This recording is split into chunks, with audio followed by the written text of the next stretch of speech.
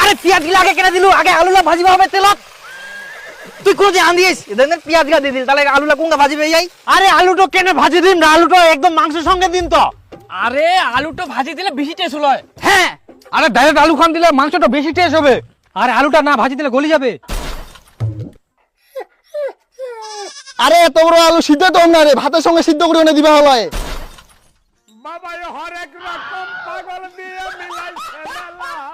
তুই কি আলু ছানা করিব? মুই রান্না করিম, সিদ্ধ হবে ভাজা হবে না কি হবে সেটা মুই জানুম। এটা তোর বাড়ি না যে তোর ইচ্ছা মতো রান্না করিব।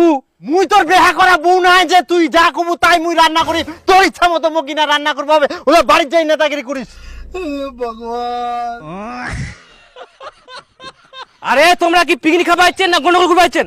আরে সবাই মাতব্বরি করলে তো গন্ডগোল ঝগড়া হবেই। সবাই টাকা দিচ্ছে তো সবাই তো মাতব্বরি করবেই। হ্যাঁ, তাহলে রান্না করো, মুই করার দরকার